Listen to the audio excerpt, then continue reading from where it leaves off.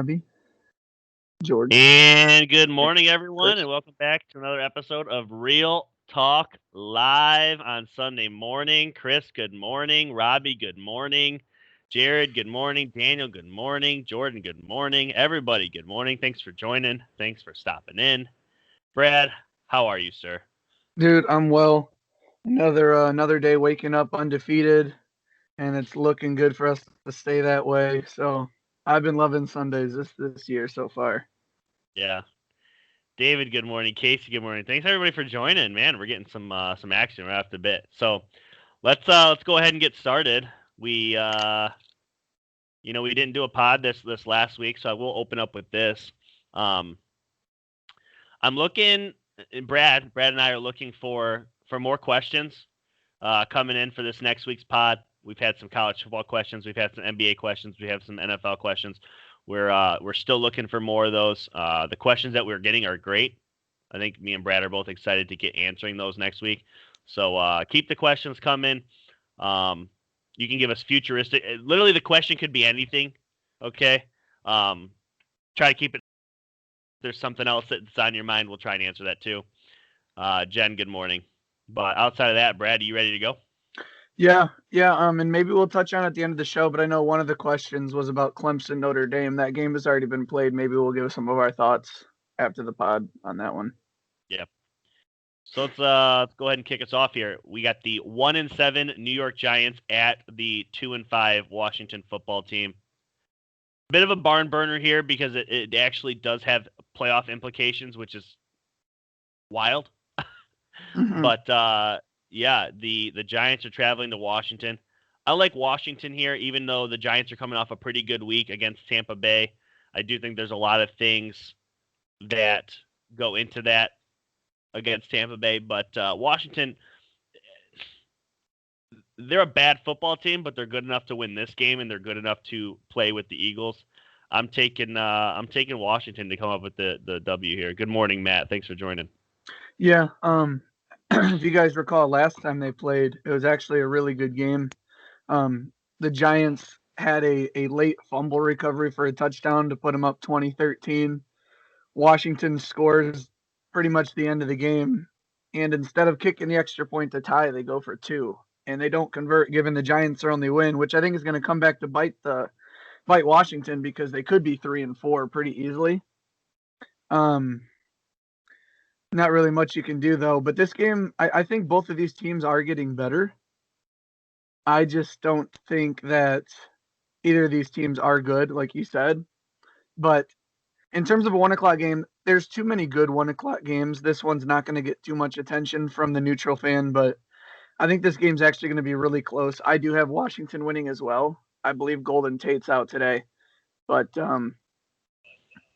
I'm gonna have to go Washington here. But this game, I don't know what's your guys' thoughts. You've got two NFC teams that, like Jeff already pointed out, they're in contention for the division title. So this is actually a really big game for Washington. And with the Eagles on a bye, who knows? Maybe one of these teams could just put their hat in the ring. Yeah. You guys, as far as my feed, I hope I just fixed it. I just went from data to Wi-Fi. Keep me posted. Hopefully that's better. We haven't had many issues these last couple weeks, but hopefully that's a little better. But moving right along, I also agree Washington is probably winning this game. And even the thing is, the Giants win this game, they moved to 2-7. I mean, they're still a little bit of a ways out, but if they can get on some sort of run and build off of it's better. Awesome. Good to hear, Matt. If they can build off something, maybe they have a shot to mix things up. But I do think Washington wins this game. They're a little better than Okay, New York fine. is. Yeah. Moving right along, this is a big one. You called this the other day. The Mm-hmm. 5-3 Bears are at the 5-2 Titans. Uh, Titans lose to Pittsburgh in a very close game. I mean, they got blown out early. They made it close and competitive. They missed a field goal late.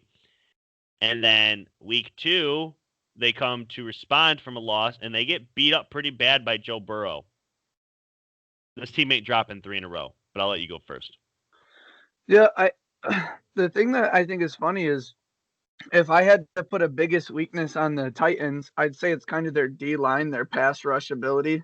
I know they have Clowney, but they don't seem to get much pressure on quarterbacks.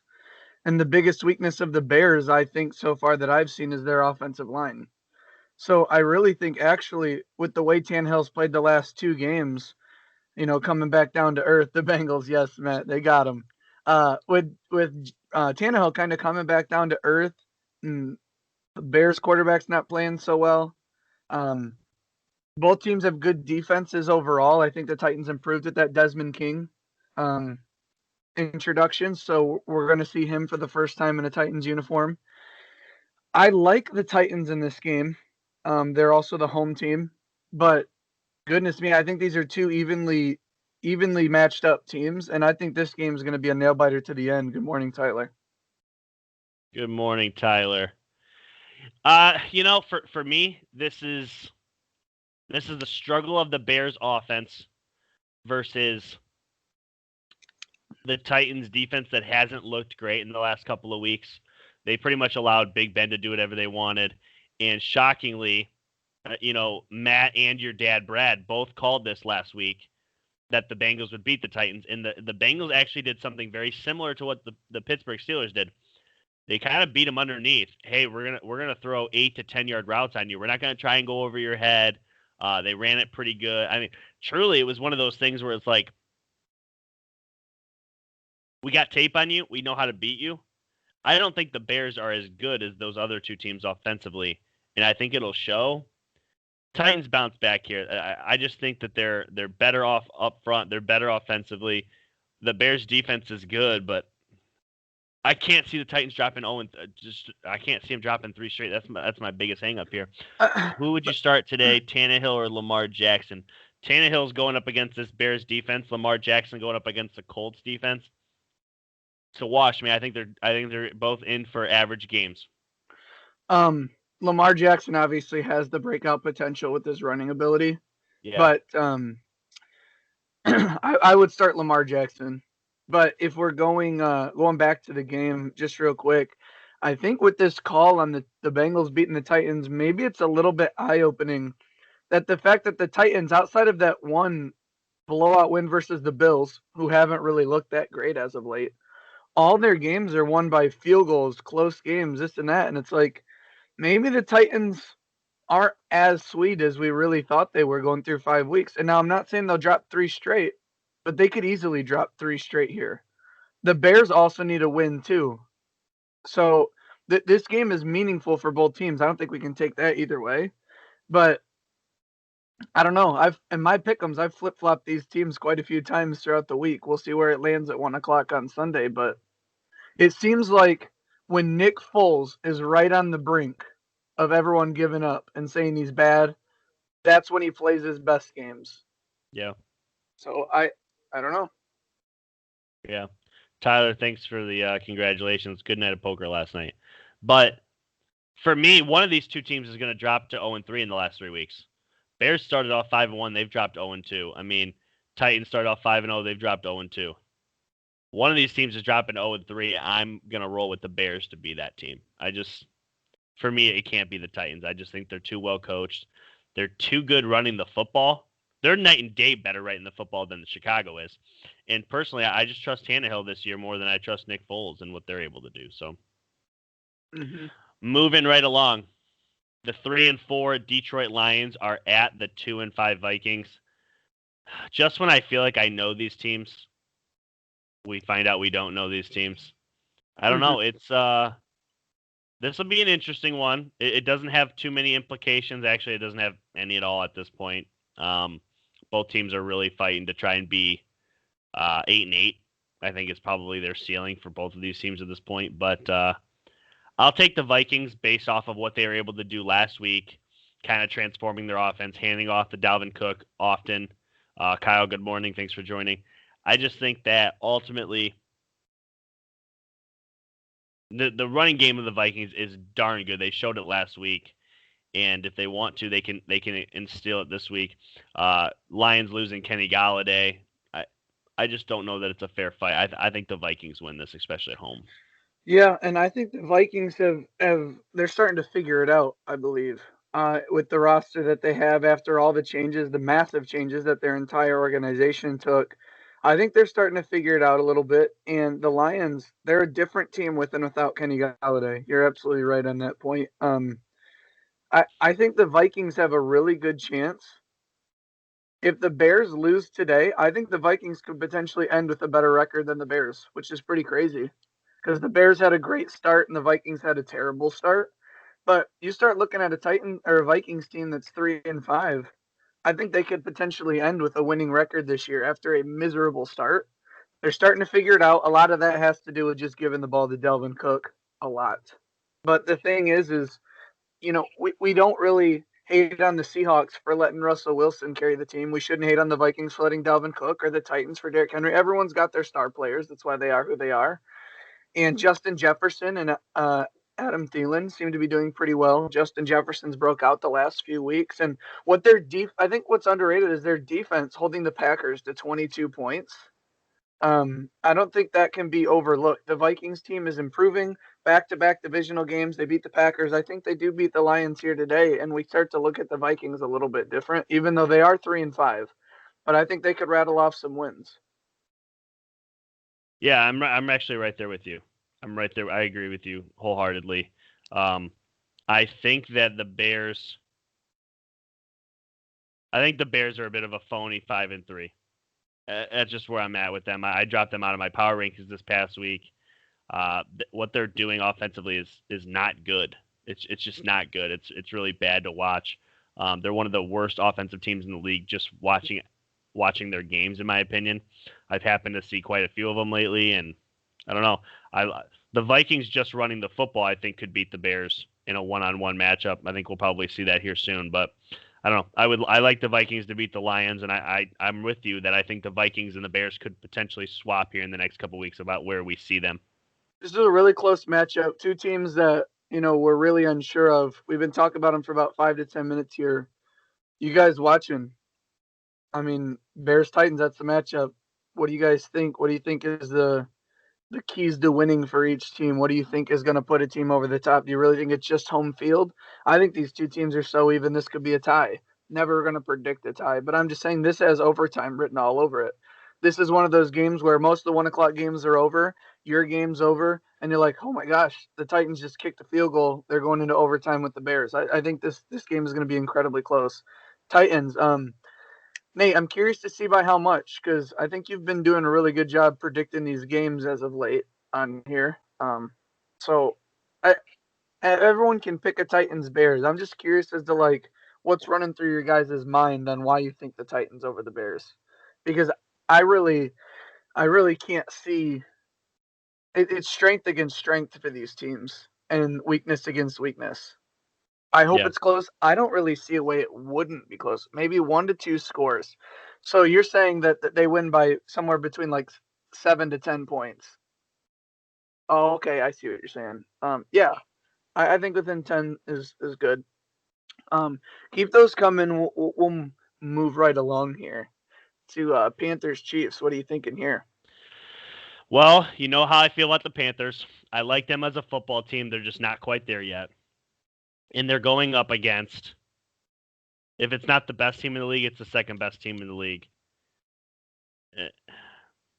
Kansas City is a slow juggernaut, man. They don't have many flaws. I mean, in the past it's been defense, but even defense hasn't been an issue for them this year. They've really been able to kind of handle anybody. I do like what the Panthers are able to present to them with 3 wide receivers. There's not too many teams in this league that have 3 credible wide receivers. And the Panthers' third receiver is Curtis Samuel, what he's been able to do out of the backfield and catching the football this year. I think he scored 2 touchdowns last week, actually. I like this to be a comfortable scoring game for the Panthers, but it won't be enough because the Chiefs can do whatever the hell they want offensively. High scoring, Chiefs win 40 to 27 ish, somewhere in there. High scoring. Yeah, and um,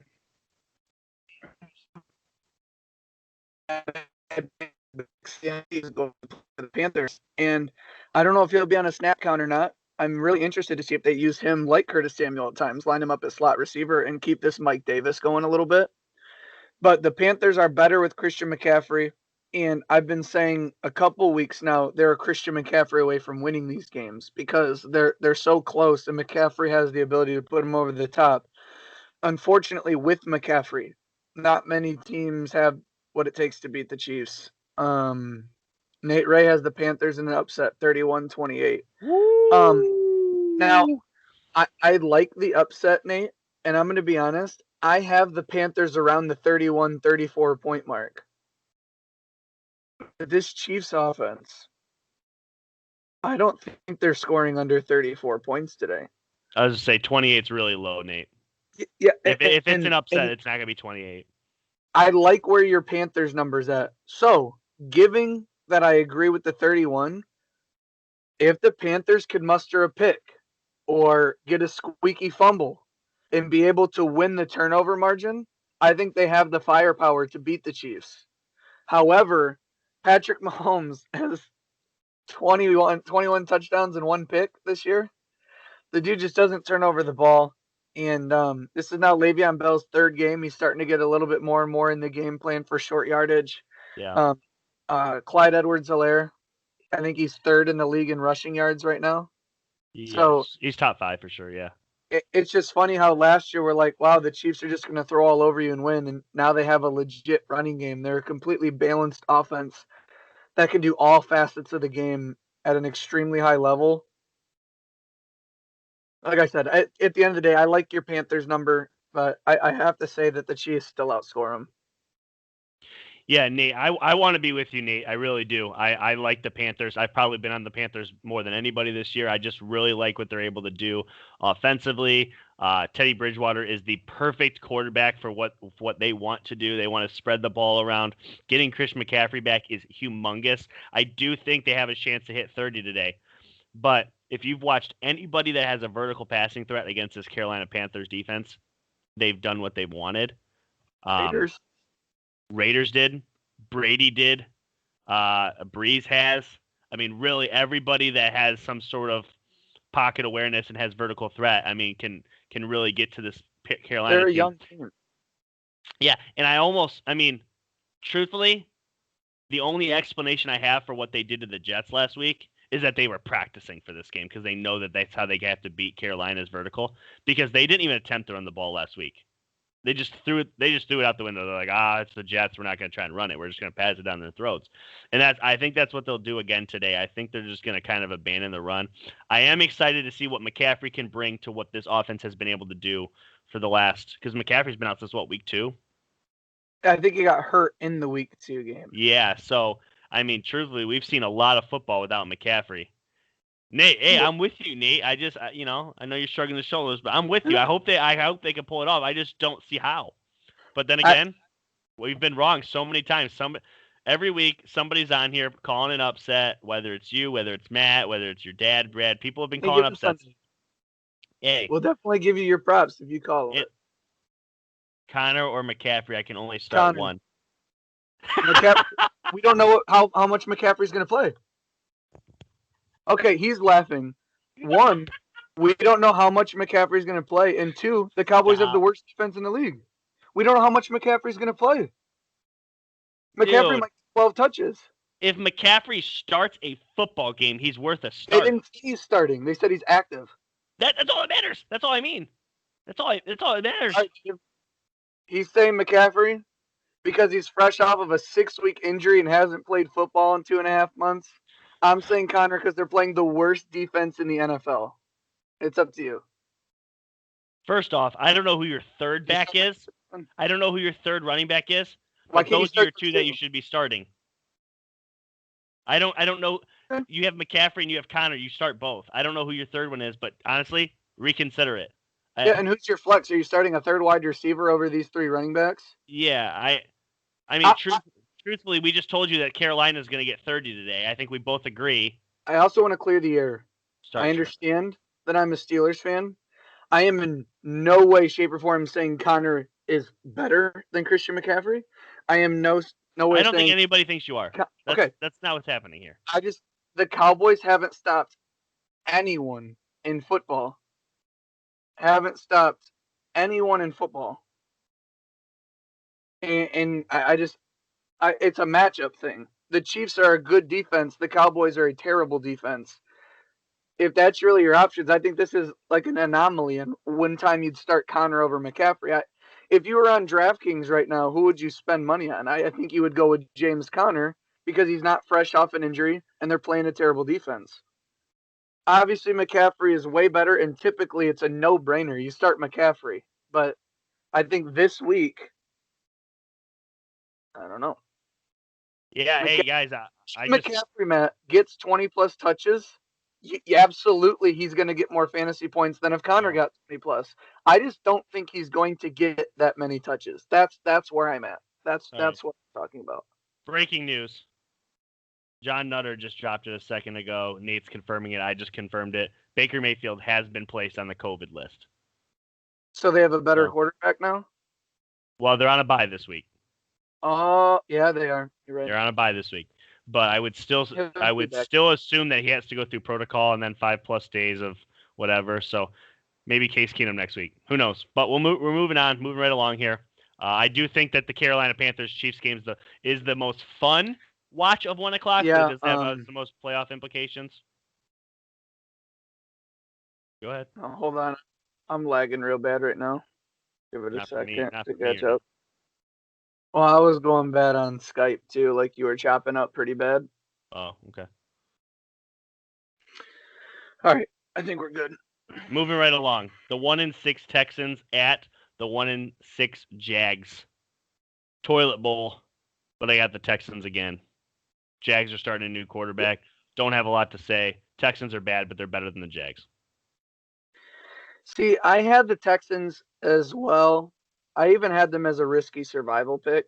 I have since changed that because during the week they closed down their facility once or twice because of COVID and didn't practice.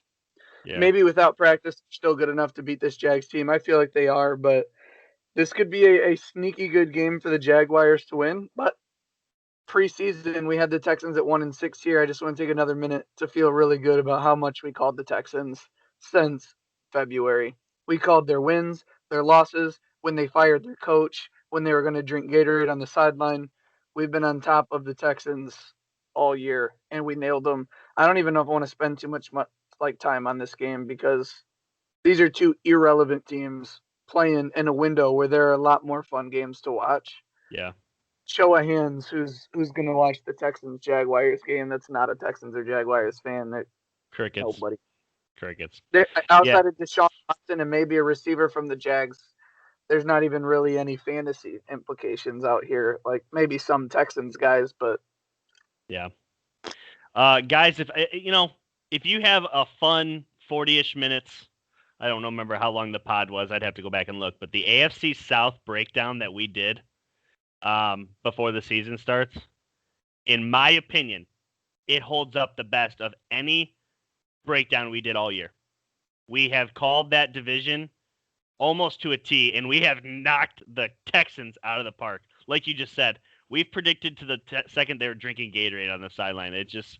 I think there was a lot of people that probably disagreed with what the Texans were going to be able to do this year, but we've called it. We've nailed it. We were kind of right on the Jags, too. The Jags threw us a slight curveball week 1, but outside of that, we've nailed the Jags. I mean, yeah, we said the Titans are going to win the division unless this Phillip Rivers thing works, but we think they're going to be the top 2. Right now, they're both sitting 5 wins. And I do want to say some of the people who are skeptical on our Texans saying that they were going to be poopy soupy. I love Deshaun Watson, too. Yeah, I do, too. But look what he's dealing with. Yeah. All I want to say is it's just not fair to him. But you could say it is because he's like one of the richest human beings. So yeah, he just got a massive contract. I'm sure he's all right.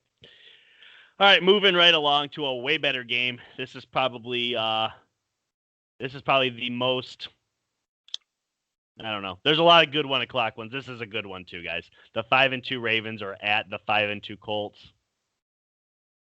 Gosh,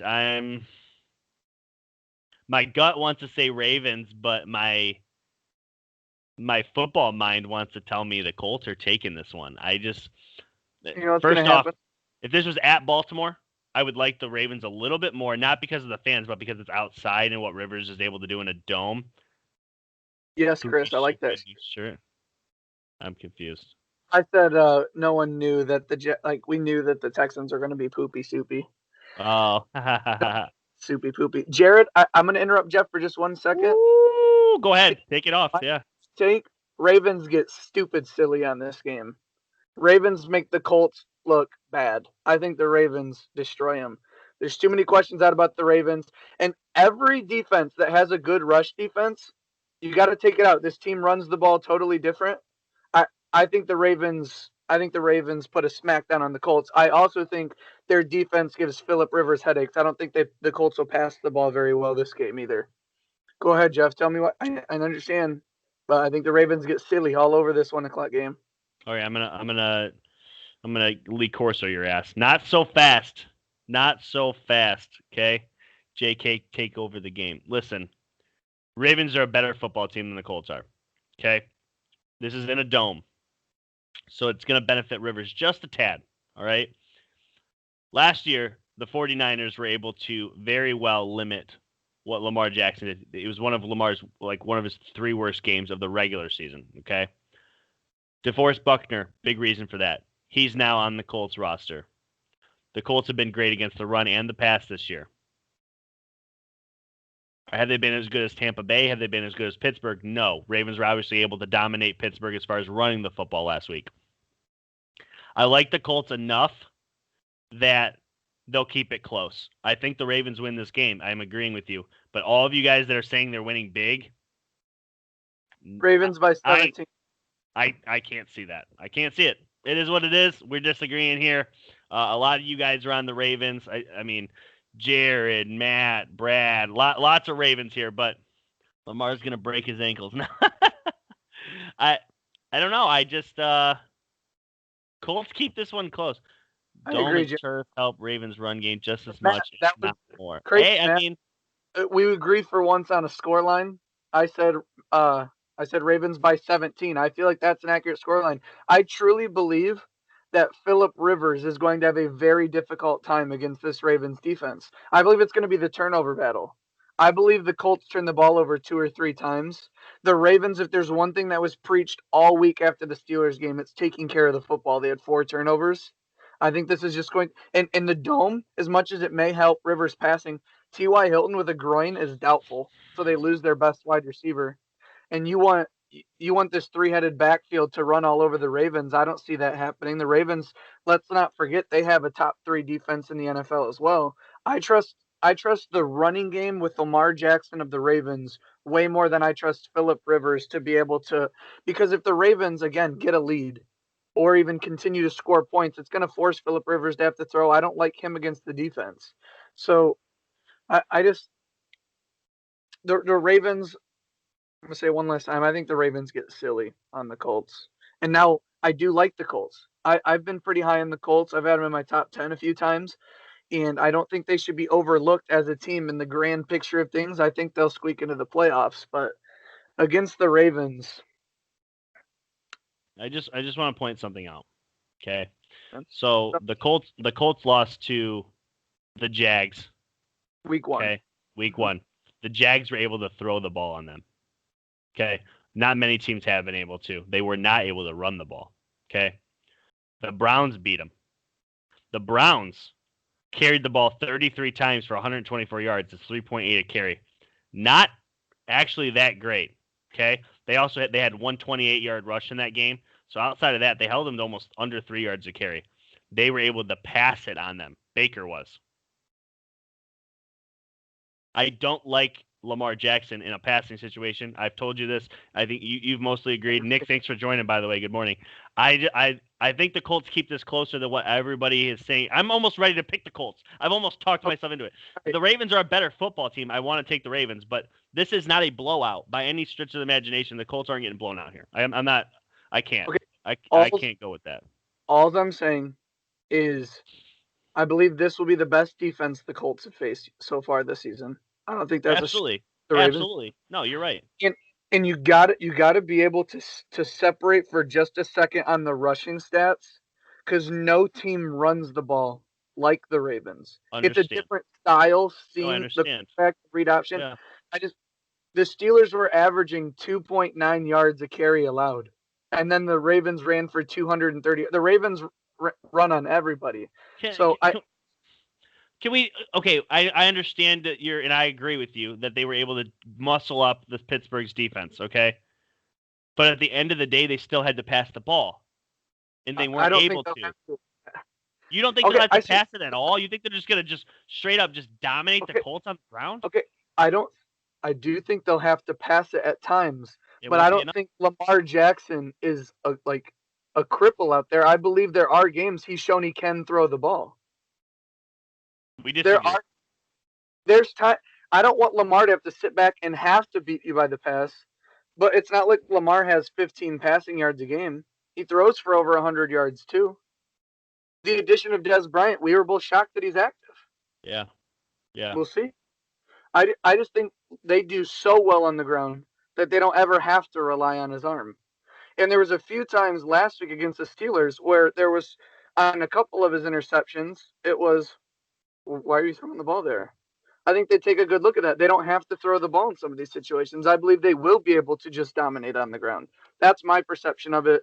I think most people are on my side, but I do want to say that you have the Colts on an upset alert because technically they have the same record, but Ravens are the better team. I don't see the Colts win this game. I don't even think they have a chance. I like that you're repping the Colts, and I like the banter back and I'm forth. This is a big game. I think it's a big game. I think the Colts hang in there. They're not getting blown out. That's all I'm saying. I think this is a very close game. I think the Colts have a shot to win in the fourth quarter. Now, if that ends up being a blowout because they have a shot to win, maybe Rivers throws a pick six, fine. But this is a fourth quarter football game. The fact that a lot of people think differently, I'm struggling here, but it is what it is. We're moving on to another great one. Maybe we banter a little bit here too. 6-1 Seahawks at the 6-2 Bills. This is easy for me, but I see it. I could see it going both ways. But Seahawks can score on anybody. Bills are struggling to score against even bad teams. I like the Seahawks to win. We can talk about the positives of the Bills and what they may be able to do right, but at this Yeah, point, there is no realistic reason why you would root against the Seahawks at all. They get Jamal Adams back. I believe it's the first game Carlos Dunlap will play. He had to sit out last week. yeah. Your defense gets quite a bit better. Josh Allen, since the first four games, hasn't been good, and they haven't really shown an ability to really play great defense in anyone. The Patriots, who we were talking about, have the worst, one of the worst offenses in the league. Put up, was it 21 or 24 on them? I, They had a I shot to win yeah, on the last drive of the game. the Seahawks score at will in this game. I don't think the Bills. I mean, and the one thing that's funny is, okay, Seahawks coming across to the Bills where it's cold. It's a beautiful day out today. The weather's really nice this weekend. It's going to be You look outside your window, my guys. It's going to be a perfect day for football. The Seahawks big. We got Seahawks by 10. I agree. Can you dig it? Stephon Diggs is a badass, but here we go. Matt Matt with from the upset alert. Before he gets into his upset alert, and I'll read it off for everybody. Listen, we have a couple rules on this pod. Okay? A, the Browns are the Browns until they're not the Browns. That's a massive rule. The second rule, and it's almost 1A, Russell Wilson isn't affected by 1 o'clock East Coast games. So don't even get on that little bandwagon of, well, they got to go west. That doesn't matter to Russell Wilson. He does not give two shits, okay? He's going to roll out of bed at the exact same time. He's going to travel to the East Coast, and they're beating Buffalo because Buffalo can't score 30 on anyone. And guess what? The Seahawks haven't struggled to score 27 a single time this year. I'm froze. Anyone else? I'm hoping not. I mean, we're going. You're in here though, so hopefully that's I don't know. Hopefully we're good. Nobody's commenting though. Well, it takes them a second to see it. The Bills. This game could go either way. I'm almost positive the Seahawks win this game. I'm not even. So the thing too is one. Matt has predicted upsets quite a bit on the show.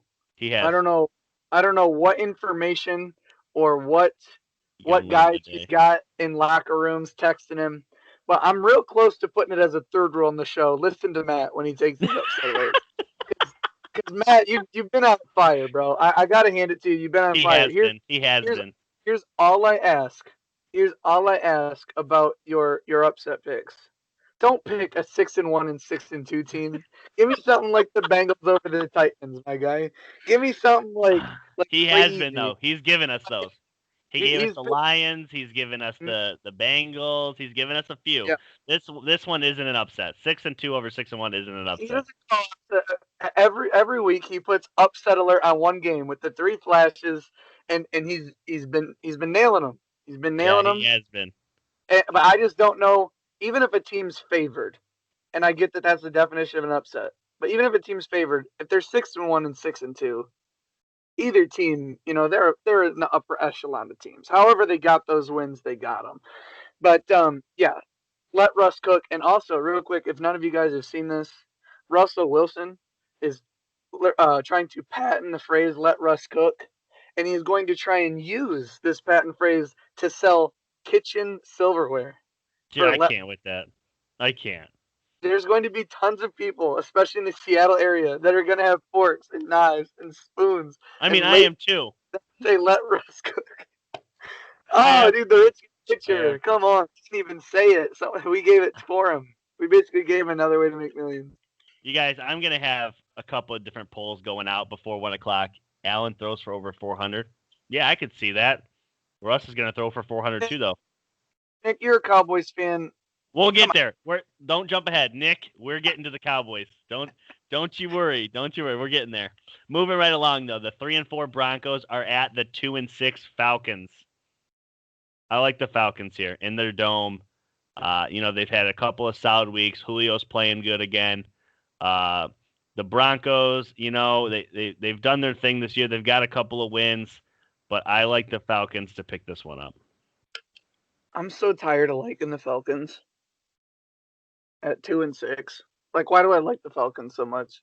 They I just don't. seem like a terrible team. Truly, it's only because they play in a dome and because they have Julio Jones and Calvin That's Ridley and Matt Ryan. That is strictly the reason. I need Here's why. You know Falcons just for a too fact they're much. going to throw for over 300 to 400 a game, and that gives them a chance to win at the end of the day. It just does. Yeah. I just think the Falcons score too much for the Broncos. End of the day, two teams that aren't that great playing against each other. I think they both have 3 wins after today. I think the Falcons take it. D4I, is that what he said? Are you commenting on a recent post in the Facebook group where it was like quarterbacks, wide receivers, running backs, and year 3 or D4I? Because I don't know. Did you sink my battleship? What's up? I know we're talking about the Broncos here, and that's your team, but I'm confused. Yes, and Matt agreed. The Falcons should have 2 or 3 more wins. Ridley is out, like the Broncos here. Interesting. Okay. The Broncos have played great football. I mean, truly they have. It's on a lot of teams. Ridley's really good. Do they have enough to stop Julio? I don't know, but I do think that both teams have a decent running game. I think Melvin Gordon's out for the Broncos too. I think Lindsey's going to take the carries here, but this one's a tough one to call because it's two teams that have underperformed from what we really thought they were going to be this year. So it's Yeah. like which one of these teams is going to play to their potential. I could see the Broncos, but I also like the Falcons at home here in the dome. Broncos coming to town. They're going to score a lot of points. I love that. I love that Ridley's out. It's the first I heard of it. I'm super happy I started Julio. So let's go. LA last time. Look, yeah, I did choose LA, and LA had them dead to rights. I think they have a coaching problem in LA, to be honest with you. In their last 4 games, they've had a 16 or 17 point lead, and they've lost 3 of them. What are we talking about? Again, Chris said, remember you took LA last time. Look what happened because I had the Chargers beating the Broncos. Oh, okay. Chargers now have had a 16 or 17 point lead in 3 of their last 4, and they've lost. They've had a 16 or 17 point lead in all 4 of their games, and they've lost 3 of them. So Gordon is going to play. Okay, yesterday I thought I saw an inactive sheet, but let's move right along to the 4-3 Raiders at the 2-5 Chargers. All right, I'm pulling out my mat here. Ready? Upset alert. Who wins? Chargers win. Chargers have played great football and have blown it late. I like Herbert's arm against this Raiders secondary. I like the Chargers here. I'm gonna go with the Raiders. You know why I'm going with the Chargers here. There's no secret. Yeah, you trying to save them Bills you won last night. Yeah. But I don't know. Again, Anthony Lynn, I think there's questions out on him, the way he can get leads and then blow them. But the defense isn't that great for the Chargers, or it hasn't been as good as I thought it was going to be. And they just lost Desmond King and didn't get a player to replace him. Yeah. I think the Raiders have the ability to score points. I think the Chargers will too. But I think this is a game where the Raiders, drop a 38 out of nowhere. And I don't know if the Chargers are going to keep up that way. I could see this game going either way. Interdivision games always are a toss-up. But I also like Josh Jacobs to have a big game here today. Yeah, Keenan Allen, he hurt his back against the Broncos too, so they didn't have him when the Broncos came back. But yeah, if Allen plays, he definitely helps the Chargers. I don't think they can do it with just Mike Williams and Hunter Henry. And gosh, Keenan Allen's fantasy value has skyrocketed since Justin Herbert's come in. He loves that guy, and they're playing really well together. I just think the Raiders, they've beat a lot of good teams, and they're 4-3. I think this is when they start to separate. Maybe they can rattle off some wins. They've gone through the gauntlet that we thought they would really struggle with, and they came out 4-3. I think the Raiders could rattle off 3 of their next 4 here and really become a team that enters the playoff. It sucks that they're in the division with the Chiefs, who they beat. So but they're not going to win the division because the Chiefs are so good. But this is a team that could be looking for that 4 or 5 seed in the playoffs. So, truthfully, the Raiders have beat, of their 4 wins, 3 of them are against teams they should not have beat. Okay. Saints, right? Saints, Chiefs. There's another one in there that they beat a team that really they probably shouldn't have. Beat the Bucks. But it seems like they've struggled with teams that they should beat. Okay. This is a divisional matchup on the road. Not that it's super far away, but I just like the Chargers here. I like what Herbert's been able to do. They haven't been able to close out games. I like him to close out this one. But then again, it wouldn't shock me if the Raiders picked up the W. I think this is a close one, but I'm taking the Chargers here. Okay. Moving right along. Here we go, Nick. I know you're excited. The 7-0 Steelers at the 2-6 Cowboys. Here we go. Ready? This ain't an upset. This is bad. The Steelers are going to show out. They're going to show out on the Cowboys.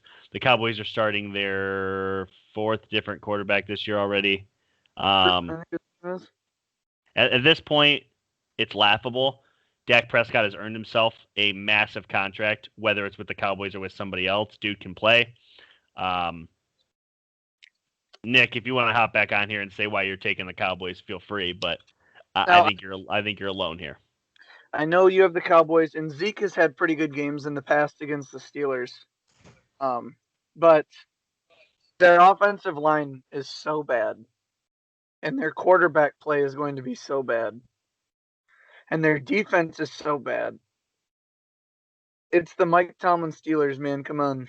The Mike Tomlin 7-0 Steelers. I don't know where you're going at, Nick. I understand that the Steelers sometimes play down to their competition, and I understand that sometimes, when you think the Steelers are going to blow out teams, it's close. But they still win most of those games. Robbie, is that really true that Zeke is supposed to be out for this game? I have not heard that. I haven't heard that either, but if someone could double check that, even if it is Robbie, if Zeke's out, okay. Even with Zeke, I don't think they have a chance. And I will say this. Let me hop in here quick. Regardless of whether Zeke's out or not, do yourselves a favor this week, guys. We're late in the season. All right. We are 8 weeks down, right? We're week 9. Yeah, we're 8 weeks down. You've played 8 weeks of fantasy football. You know what your record is. If you're 5-2 or better, feel free to start with Zeke this week because you can afford to. If you're 4-4 or worse and you're fighting for a playoff spot, bench Zeke. You heard it first here. Bench him. I It's not don't gonna be enough. in a lot of leagues, I don't know if you'll have better running backs on the bench. I still think Zeke is an automatic start. I don't think he's going to be great. But I heard all week they're planning to play without him. Wow, maybe no Zeke. I guess all I have to say is we're in week 9. Has there been a shutout yet in the NFL? That's a really good question. I don't believe there But has. the Washington Redskins held them to 3. Or Redskins, I apologize. The Washington football team. I think there's a potential here that we could see the first shutout. And if they're not playing with Zeke, I don't know. It's like Nick pointed out. I do want to give him a little bit of credit. When's the last time you said, "Wow"? Or, well, I guess against the Browns. Yeah, Steelers don't blow too many teams out, even though they win quite a few games every year. It's hardly ever times where they blow teams out, and usually if they do, it's the Browns or Bengals. But So real offensive quick, line. Go ahead. the list of inactives, I have it right in front of me as far as from what Scheffler's reporting, and Zeke is not on there. So he's still at least a game time decision. Well, if he's not playing, that means if they're planning to play without him, that means it might be coach's decision. Like if he's not inactive, maybe the coaches are just playing Tony Pollard instead. For whatever reason, Zeke is testing his hamstring in warm up, so he most likely will. Sorry, I read something earlier. Okay, so it is injury, but still, Zeke's not 100%. So, offensive line Steelers, quarterback Steelers, wide receiver group. We'll give it to the Cowboys, I suppose, unless you guys want to talk about that another day. But running back, if Zeke's not 100%, I'll go with Connor. Defense, it's the Steelers on all 3 levels. Pollard is no slouch. I agree. Gilbert's going to light them up. I appreciate the LOL at the end because that's what that is. I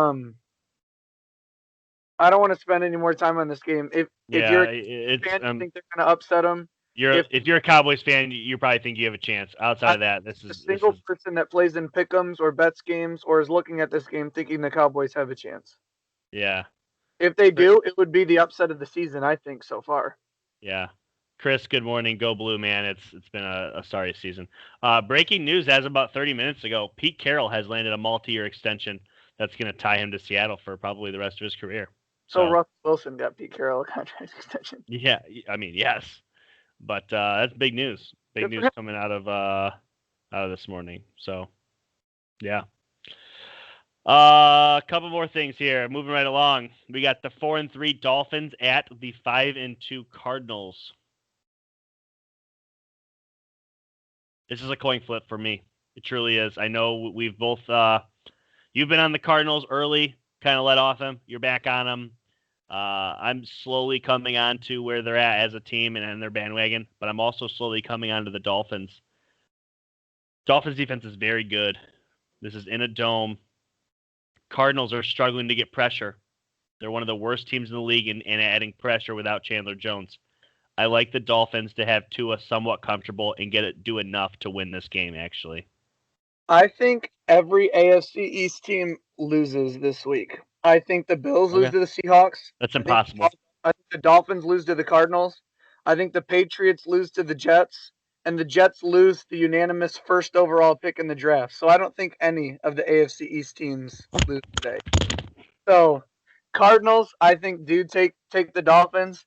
Cardinals off a bye at home in the 1 o'clock window. I like where the Dolphins are at, but I think it's going to be Tua's first real game where he's going to have to play to win. I don't think the defense carries him in this one. I guess the question is, will Tua answer the call? But even if Tua plays great, I think the Cardinals are going to win this game. I think the Cardinals are one of the better teams in our league, and I think they're going to beat the Dolphins today. Off a bye at home, Cliff Kingsbury, Kyler Murray. I like the Cardinals. Jeff did have a stroke. There ain't about to. He already had one. He's back. Dude, almost lost him. Sometimes Brad comes out here with stuff that I'm just like, come on now. Come on now. He's just trying to get under my skin at this point because his team's undefeated and I can't talk back. Oh, goodness. Moving right along. This is a good one, guys. You know, this is the most viewed NFL game of the year. Week 1 was the Tom Brady debut at the Bucs against the Saints. Well, now it's on Sunday night. The whole world's going to get to see it. 5-2 Saints are at the 6-2 Buccaneers. This is the return game. I think it flops. I'm taking Brady. I'm taking the Bucks. I'm taking the debut of Antonio Brown. I'm starting him in fantasy this week. It'll be too much for the struggling Saints offense. I think this game looks similar to what the Packers and Buccaneers game looked like. I think the Bucks win somewhat comfortable, 14 points or so. Okay, I don't know if it'll be that comfortable. I do like the Bucks to beat the Saints. I think they're a better team, Yeah. and the Saints, who have seemed to be the same team all year, barely winning games, the Buccaneers seem to just get better and better and better and better. And I agree with most of the experts out there that say they were looking. I think he is back tonight, Matt. How Yes. they were playing the Giants and looking ahead. The thing is Michael Thomas was also there week 1, and he wasn't hurt till the very last play of the game. So they've already played against Michael Thomas. I think out of both of these teams, the two things that improved the most are one, Tom Brady has improved with his new team, and two, the Tampa Bay Buccaneers secondary. I think the Tampa Bay Buccaneers secondary is a lot better than they were at the beginning of the year. I could see the Saints winning this game. The Saints are not a bad team. They're a good team. They're a really good team. But I don't have the Buccaneers at number 3 in my power rankings to not back them to beat the Saints here. I'm not saying handily. I'm not saying by 14. I think this is going to be a close game. I think this is going to be a Sunday night massive, massive view count. And I like the Bucks by 6. I think the Bucks maybe I like to think that the last possession of the game is going to matter in this one. But I think the Tampa Bay Buccaneers hold them off. I like Tampa here at home. Give me the Bucks. Jared, I'm a little confused of what you're saying here. I like the Saints close until Bucks can prove they can beat the Saints. I mean, with Jameis, you guys were splitting with them. You beat him week 1 last year. I mean, you've been able to beat the. I'm confused by what you're going at there. It was such a good game the first week they played, and remember, it was an entire new team, not much of an off season. Like they had the miscommunication with Mike Evans on an interception. Tom Brady threw a pick 6, which he threw a couple at the beginning of the Yeah, year. But yeah. it's like since week 3, Tom Brady has what was it? It's like 17 touchdowns and 1 pick. He's the 5th ranked fantasy quarterback. Tampa Bay Buccaneers defense has not allowed anyone to run on them, and that secondary is all 24 years or younger. Bright lights are brighter. Lost last 3. So real okay. Real quick, Jared. Real quick, Jared. Time out. I got the series in front of me. So 2019, they swept you guys. Okay, whatever. The Saints were pretty damn good in 2019 and 2018. In 2018, you split. And matter of fact, you dropped 48 on them at one point. Okay. 2017, you split. 2016, you split. 2015, you split. So yeah, I mean over the 20, if you're looking at the entire decade from 2010 to 2020, sure, they had their number. I mean it's like 14-6, but in division, anybody can beat anybody. Lattimore is Evans' kryptonite, but gosh, dude, who's Antonio Brown's kryptonite? Who's Gronk's kryptonite? Who's Brady's kryptonite? And there's Buccaneers too have much been able tonight. to run the ball really well this year. Look, we're already getting into it. This is as simple as it gets. These are two great teams in division playing each other Sunday night. Before the season started, we were talking about this game.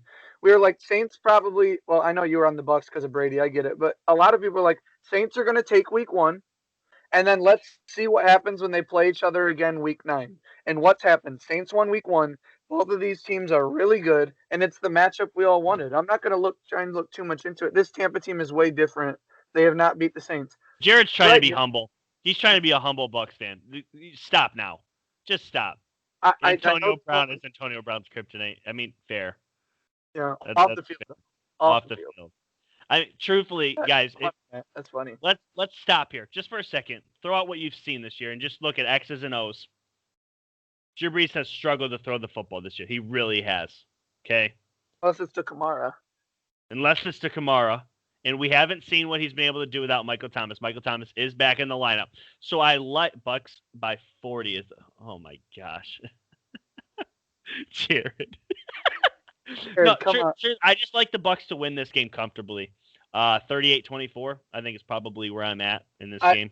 I don't want to disrespect the Saints like that. I think it's closer. I'm going to say what show me what respect they've earned this year. They have 5 wins, and I mean, if we're picking them apart, they're not great wins. They have 5 wins and technically at full health when they played once already. The Saints got them. I get that it's a different matchup.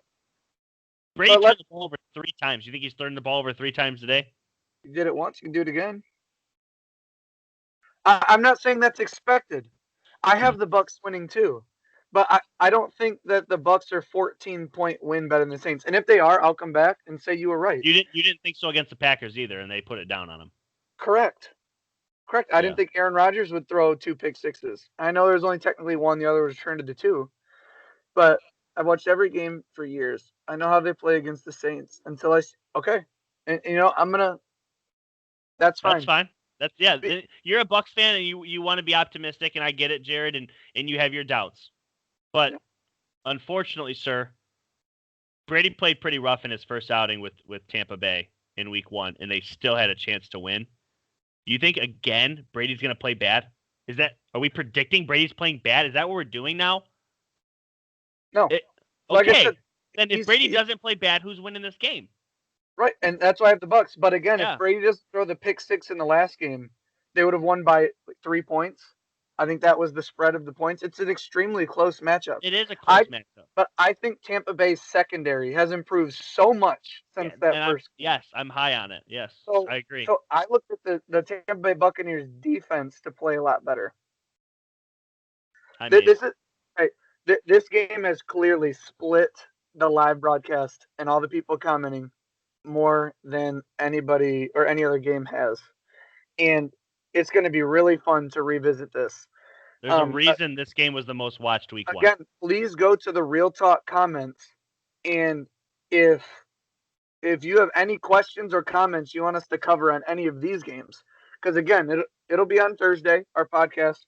Any questions or comments that you want to comment about any of these that you want us to discuss, just so you can hear it and then fire back at us on the Facebook page, we want to hear it. And I want this Saints Bucs. It's probably going to be a topic on that Thursday podcast. I want some questions. Kyle, good morning. Thanks for joining. Hey, wouldn't that just light up the league? Oh, God, I'd love that. By the way, a fun little note for tonight's game. I feel like the fact that we haven't brought it up, we're disrespecting these passing leaders, touchdowns. So this game's going to kick off tonight. Tom Brady is the all-time leader in passing touchdowns. He has 561. Drew Brees has 560. There is a potential that this record could change a few times in a single game tonight. That alone is worth watching. I'm sorry if you're not going to tune in. You're missing out, regardless of how this game turns out. If it's a 50-point blowout or if it's close. The fact that 2 living legends are going to literally battle it out on Sunday Night Football with the NFL passing touchdown record at stake, the division title at stake. I think this has a chance to beat their week 1 viewership. I truly do. It absolutely will. Brady throwing 5 tutties tonight. Nate. Woo, let's go, TB12. The one reason about Tom throwing that many that I'm a little skeptical of. I like Antonio Brown as a player. We'll see what he is. But if there is one guy that's proven he can put the shackles on Mike Evans, it's Marshawn Lattimore. And literally, it's almost like they don't even play football. They're just out there beating the hell out of each other for 60 minutes. They hate After every play, they're pushing each other, slapping helmets. If these 2 guys saw each other in the street, they're throwing hands. I heard that take from Nick Wright as well, Matt. I don't know if you watch him, but I've heard that before. And yeah, it could very well end in a tie. And what? No answer for Godwin Brown. Godwin, is he playing with that fractured finger? I think he's out. I believe Godwin is out. Right. So they have Antonio Brown, Scotty Miller, and Mike Evans. And this is gonna be a good game, dog. He's playing. Okay. Godwin's in. Interesting. We got a lot of he's questionable, I thought. We got a lot of yes, he's playing. Truly, there's a lot of big names in this game. Obviously, Antonio Brown is active. Michael Thomas is active. Now you're telling me Godwin's active. You guys, this has fireworks all over it, and you're saying Brady's throwing 2 touchdowns. Get off this podcast right now. Moving right along, though. I mean, we could talk about this game all night. I'll put the poll up. I'm interested to see who everybody's got. I think everybody's gonna be pretty split. Real quick, before you say you want to start him, is your other quarterback still Josh Allen, Nate? I think he's talking about. Are you talking about Antonio Brown? Well, he's talking about He he's can't be talking talking about about Brady. he's talking about Brady. He doesn't know if he wants to start Brady as his quarterback, I No, believe. you absolutely start Brady. You absolutely start Brady. Okay, moving right along. Sorry, thank you. I'm talking about Godwin. Okay. Oh. See, Godwin, that's tough. That's tough. He could benefit from the fact that there's Antonio Brown out there and Mike Evans and Gronk or there's so many mouths to feed. I would start him honestly for boom or bust. I mean, it depends on where your record's at, Nate. If you're 4-4 and you're fighting for a playoff spot and you got somebody better, maybe start him. If you're 5-2 or better and you're feeling good about where your team's at and you're sitting pretty, or 5-3 and better, maybe you do start him and you just live with it. The Seahawks secondary is so bad, but if you want to start Brady, he's fifth. You can't go wrong, Matt, or Nate. I think you're good with either quarterback there. Start Brady. He's the fifth ranked scoring quarterback in the league right now. Yeah. Why not? He's been balling, and since week 3, I think he's number 1 actually. And when you say you don't know if you want to start Godwin, it's like if you're taking a risk on starting Godwin because he's questionable, and your guy you're bringing off the bench, he's a question mark too because he's not a top receiver. He's just on the team. Why not go with Chris Godwin? If they're both going to be a coin flip, you're going to feel much better about yourself if Godwin does bad in your lineup and there's a guy on the bench that busted off, rather than if Godwin does well and he's on your bench. So yeah, I mean Jared brings up a good point. I mean they have Dunlap this week. They're going to have Wagner, and now they got Jamal Adams back. The Seahawks defense should be improved. Matter of fact, it was improved last week. They played pretty good defensively last week. That's tough, Nate. That's tough. I don't really know. I think I would Keenan Allen and Chris Godwin though if I were you. We'll move right along to the slobber knocker of the weekend. Monday night, the 2-5 Patriots are at the 0-8 Jets. I don't have a lot to say. Patriots are bad. They can't beat just about anybody, but they can beat the Jets, and they will. Low-scoring game. I think Patriots win probably 24-14. There's even talks that Darnold's not going to play, and it's going to be Flacco. So I don't have high hopes. I think they pick off Flacco a couple times. Defense probably gets enough to get this job done. Yeah, Adam Gase, Belichick, I'd say the Patriots get 10 points in their favor just off coaching. Yeah. And I don't think the Jets can overcome that. I was obviously just joking a little earlier when I said Jets beat the Patriots. Although I could see it happening, I'm not going to sit here and predict that it will. I could see it happening too. I could. You got to take the Patriots in this game, and if the Jets pull off the upset, they pull off the upset. But it would be nice. This is my opinion. If the Jets beat the Patriots truly are tanking. Like they've thrown it in. They've thrown the towel in. I don't think that's the case. I think Cam Newton alone will be enough to beat the Jets, and that's crazy because Cam hasn't been great this year. The Jets are just that bad. They're that bad. We've said on this podcast that we thought the 0-16 Browns would decimate the Jets. They did hold the Bills to no touchdowns, but I don't think they'll do that to the Patriots. Yeah, it's still too a competitive locker room, too many leaders, too many vets. Patriots are going to get this one done. Not a whole lot to argue here. I think upset Cam is playing to his full potential. Basically, Cam's upset at his recent performances. He thinks he's going to have one of those first 2 weeks of the season's kind of games where Cam has 300 all-purpose yards and maybe 2 or 3 touchdowns. You got it, Dave. Try our best. Not that we have it all our damn selves, but we try. Yeah. Who was on upset alert this week? He's got the Bills over the Seahawks, which the records wouldn't say that it's an upset, but the recent play from both teams, everyone knows the Seahawks look like a much better team. So I'll accept. But yes, he has the Bills beating the Seahawks. And another guy, I forget the names. I didn't see it. I think it was, I don't remember, but someone said Diggs for a big game. We'll see.